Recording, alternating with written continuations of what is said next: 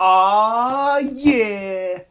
It's your boy Coco Jin, and I'm here to do a video about me taking a 1 year trip to China to teach English. So, yeah, I said this in my introduction video, but I will be teaching English in Shenzhen, China, which is one of the four um, tier 1 cities in China. And what that means is that China ranks their cities from tier 1 to 4, I believe, and tier 4 being the lowest, so that means like it's got the population's less, the quality of life in terms of all the things you can get will be less, all the way to tier 1. And tier 1 is like Shanghai, Beijing, Guangzhou, and then Shenzhen.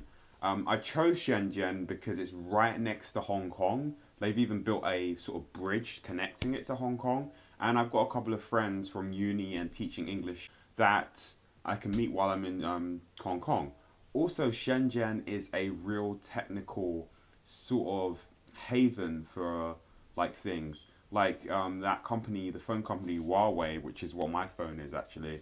They're from there. There's just a lot of technology. There's a real technology base there, and I just want to explore and see how it looks like. Um, Another thing that I'm really excited about in general is just teaching. I'm in between two companies at the moment. One of them is a training center in Shenzhen, and a training center is a place where Chinese people go to learn English in their spare time. So the hours for that, they do Sunday, Saturday, and Sunday, and then from Wednesday to Friday. The weekday hours are pretty short, but the weekend hours are long, which for me is sort of a worry. But at the same time, I feel as though there's a lot of foreigners working in training centers. So Mondays and Tuesdays, there tends to be a lot of the foreign people that you'd want to hang out there. Also, a thing to take bear in mind is that because these cities are very crowded, being having Monday and Tuesday be free is actually at your advantage in a way too, which is what they pitched to me when I was in the training center. But the other one I wanted to do is working in a primary school, which is more of a speaking role, where I would have to stand in front of a class of 60 to 70 students and basically just deliver a lesson. Now, this one seems very enticing because there's a lot of summer holiday, even though my pay during the summer holiday will be really low, and my pay in general will be low for this job, but I only have to work from Tuesday to Friday, 9 a.m. to like 12 a.m. So like 3 hours each day, and I'm done. Like it's just such a simple sort of. I think it's a bit more than that. I start at 8:40 and then a bit after 12, but it's just very short working hours. I could do so much, and then my weekend will be free as usual. So I'm kind of batting a bit more for the. At the moment, I'm batting a bit more to teach at the primary school. But this and the weird thing is about these two companies, they're both based in the same area of Shenzhen, which is Nanshan. So I don't know. I'm batting a bit more towards the primary school, but at the same time, it's just one of those things of where it's like, I need to get my background check done again because when the primary school hit me up, my background check had expired in terms of when they can use it. You have to go to China. You need a few documents. You need a degree, and you need to get authorized. You need to have also your TEFL, and you need to get notarized and authorized and all of that, and signed off at the Chinese embassy. And you need to get a background check. My background check just went out of date for the primary school, so I'm doing that process all over again, and I've only done one of the stages. But it's coming close to the time to where I want to leave for China, which would be mid-February. I need to book my flight now before the prices like boom up even more because it's about going to put me back about 400 quid to do it.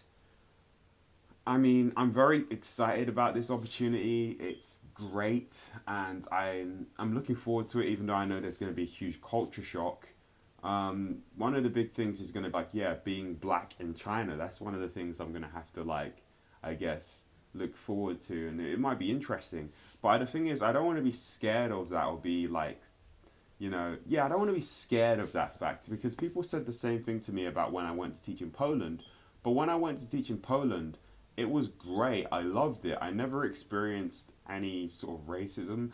Maybe there was a minor incident at one time when I went to a club, But I don't know whether that was racism as much as there was a guy just being a bit of a douchebag and we were in the wrong place at the wrong time. I don't know if it was just because of my race, but for the most part, for the no, everybody was nice in Poland. Everyone was great, and I loved it.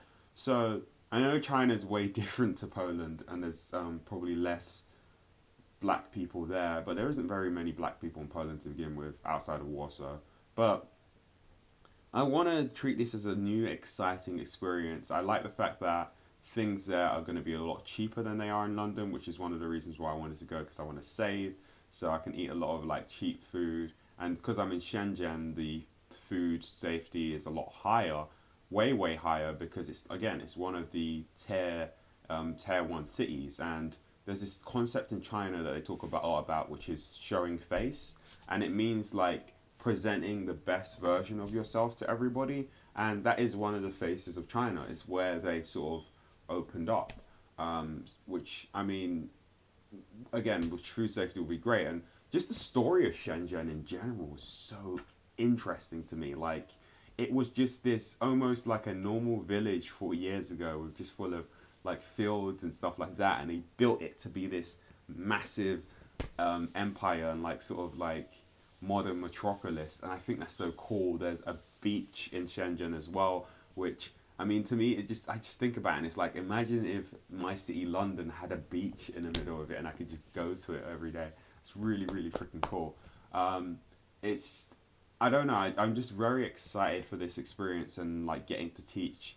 I will be going. One of my other friends from London is going, but he's in a city a bit away from me. He's in Guangzhou, so I'll be able to visit him. But I kind of like the fact that I'm not in the same city as a friend because I don't.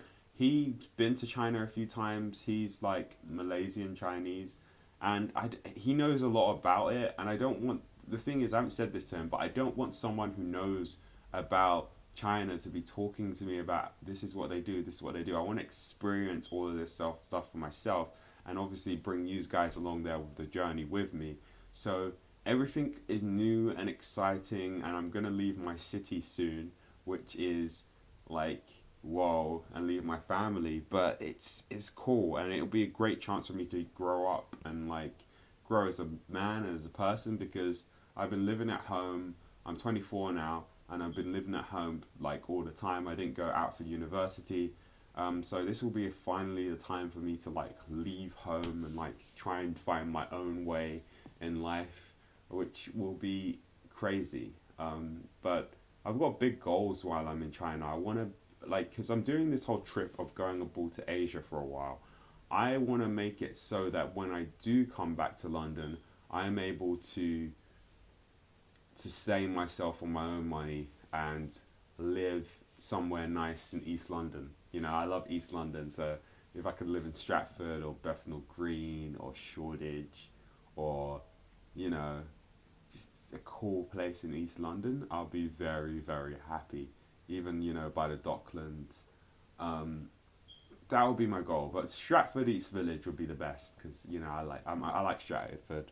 So yeah, that's my big goal with going abroad in Asia, and I plan to do this for like 2, maybe 3 years, depending on how good Japan is. Because after that, I plan to go to Japan after China.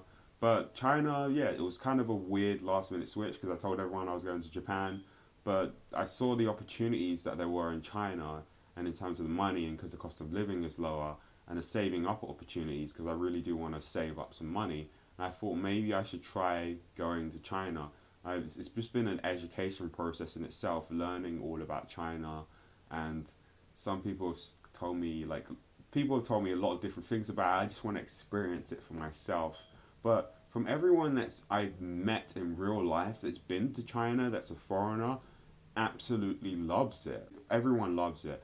So I really just can't wait to experience that for myself. But that's the video, guys. Hope you all enjoyed that little sort of take from me. So just tell me your comments down below what you think of this 1 year in China trip.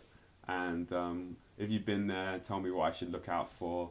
This should be really fun. It's been your boy Coco Jin. This is a Chinese video, but I'm going to send off with a Japanese way of saying bye, but whatever. Ja Matane.